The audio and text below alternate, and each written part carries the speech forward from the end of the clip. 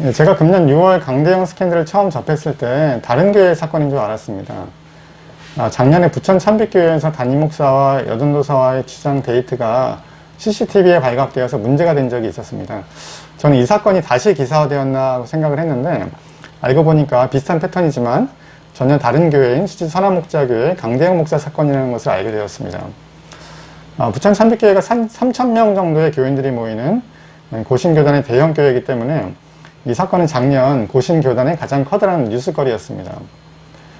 부천 참빛교회 사건이 1년 먼저 발생했고 금년에 이 사건에 대한 결론이 어느 정도 났기 때문에 강대영 스캔들을 이해하는 데 도움이 될 것 같아서 저희가 이 사건을 소개해 드리려고 합니다. 작년 2월 23일 그 당시에 코로나가 심해서 교회에서는 온라인 예배를 드리던 때인데 한 교인이 주일 저녁 6시에 사람이 아무도 없을 때죠. 교회 주차장 구석에서 박 목사와 싱글인 최 전도사가 1시간 정도 같은 차를 타고 있는 것을 발견했어요. 그리고 교회 김 아무개 부목사에게 이 사실을 알리게 됩니다. 김 부목사는 혹시나 해서 교회 CCTV를 돌려본 결과 한 달간 12회 정도 지하주차장에서 박 목사와 최 전도사가 만난 것을 확인했습니다. 그리고 교회 분들이 싱글인 최 전도사가 사는 아파트에 가서 CCTV를 한번 살펴봤더니 늦은 밤에 혼자 사는 최 전도사의 집에 박 목사가 3차례 방문한 사실을 확인했습니다. 그래서 당회는 박 목사에게 자진 사임을 권유했는데 박 목사는 뭐라고 이제 얘기를 했냐면 주차장의 차 안에서는 기도를 해주었다. 또 집에 간 것을 신학 강의를 해주었다고 하면서 사임을 거부했어요. 교회는 사임을 요구하는 교인들과 또 박 목사를 지지하는 교인들로 나뉘어져서 혼란이 지속되었습니다. 네. 사임을 요구하는 교인들이 담임 목사와 전도사 간에 부적절한 의혹이 있다며 작년 4월에 고신 측 노회 고소장을 제출했고 이것이 총회 재판국까지 올라갔습니다. 작년 9월 고신 총회 재판국 판결 2심에서는 담임 목사에게 정직 2년 그리고 담임 목사직 해제라는 중징계를 내렸습니다. 총회 재판국에서는 박 목사가 최 전도사를 교회 지하주차장에서 12회 만난 것과 최 전도사의 아파트에 동반자 없이 3회 방문한 일을 문제 삼았습니다.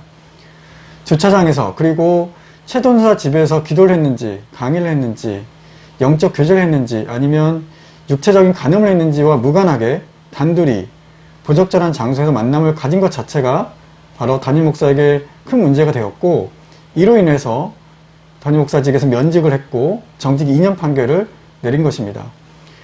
정직 2년이라는 의미는 다른 어느 교회를 갈지라도 2년 동안은 목사직을 할 수 없다는 중징계입니다. 이 사건에 대해서 금년 3월에 재심 판결이 나왔습니다. 결론은 박 목사 측에 20억 원을 분리개척 지원금으로 주면서 박 목사가 교회를 떠나는 것으로 결정되었습니다. 양측의 대립으로 교회가 혼란스러워지자 빠른 수습을 위해서 총회 재판국이 정치적인 결정을 내린 면이 있지만 재심 판결에서도 박 목사와 여 전도사는 목회자로서 덕을 세우지 못했을 뿐만 아니라 이후 대처 과정에서 교회 분열을 일으키는 상당한 책임이 있기에 제가 인정이 된다고 명시했습니다. 이 판결 이후 박원택 목사에게 솜방망이 처분을 교단에서 내린 것이 아니냐는 고신 측 목회자들이 성명을 발표했고 또 교단이 이로 인해서 상당히 시끄러운 상황입니다. 이 두 사건의 공통점과 차이점을 한번 살펴보겠습니다. 먼저 공통점을 보면 대형교회에서 일어난 사건이라는 점입니다. 부천 참빛교회는 약 3,000명 정도 모이는 교회고 수지 선화목자교회는 2,000명 정도 모이죠. 그리고 대형교회 담임 목사직이 매력적이기 때문에 이분들이 그 자리를 포기하지 못하고 교회의 분란을 유발시키지 않았나 생각됩니다. 또 여전도사, 또 주차장, CCTV 등 등장인물과 사건 현장, 또 이 현장이 드러난 정황이 매우 비슷합니다. 한 가지 흥미로운 공통점은 두 분의 변명이 비슷하게 공색하다는 데 있습니다. 부천 참빛교회 박 목사님은 주차장 자가용 안에서 기도를 해주었다고 하고 혼자 사는 여전도사의 아파트에 신학 강의를 해주러 갔다고 합니다. 그것도 야밤이에요. 또 수지 선화목자 교회 강 목사님은 주차장에서 방언 기도를 하면서 영적 교제를 했다고 합니다. 기도와 신학 강의, 영적 교제를 왜 사람이 별로 없는 주차장의 구석에 있는 이 자가용에서 하고 여전도사 집에서 합니까? 상식적으로 볼 때 동의할 수가 없습니다. 참 변명이 공색하죠. 이 두 사건의 차이를 살펴보면 먼저 뭉치면 살고 흩어지면 죽는다라는 말이 생각납니다. 원로 목사와 담임 목사가 뭉친 수지 선한 목자교의 강대영 목사는 살아남았고, 원로 목사의 모함으로 자신이 음해를 당하고 있다고 주장했던 박원택 목사는 교회에서 쫓겨났습니다. 저희들이 이전 영상에서 보여드린 대로 강대영 목사의 담임 목사직 복귀에 모교회인 유기성 목사가 1등 공신이죠. 그리고 박원택 목사가 사실상 부천 참빛교에 쫓겨났는데도 불구하고 고신 목회자들은 성명서도 발표하면서 재판에 문제가 있다고 난리인데 감리회는 상대적으로 너무나 조용합니다. 교단은 그렇다고 쳐도 이 사건에 대해서 공식적으로 문제 제기를 하는 감리계 목회자들이 없다는 것이 참 안타깝습니다.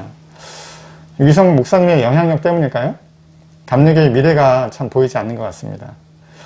또 한 가지 차이점은 박 목사는 사건 초기부터 일관되게 여전도사와의 관계에서 자신이 잘못이 없다는 태도를 견지합니다.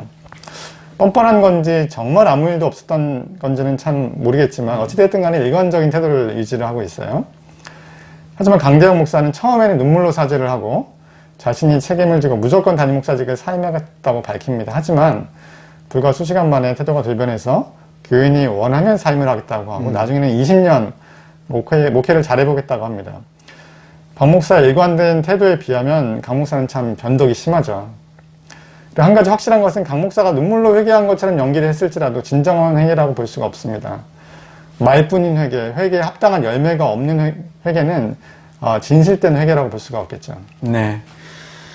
강 목사를 지지하는 많은 분들이 강 목사가 이야기한 영적인 교제라는 주장을 믿어야 한다고 하고, 음욕을 품고 여자를 보는 것이 간음이라면 너희는 죄가 없느냐라고 하면서 강 목사의 잘못이 별거 아니라고 아닌 것처럼 이야기를 합니다.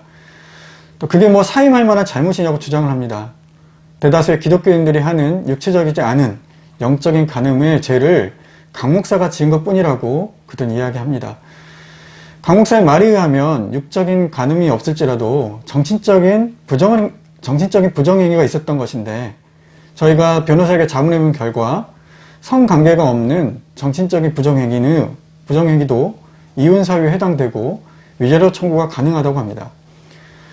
강 목사 행위가 별거 아니라고 주장하는 분들에게 부천 참빛교회 박 목사에게 한 1심의 판결문 일부를 저희가 말씀드리겠습니다.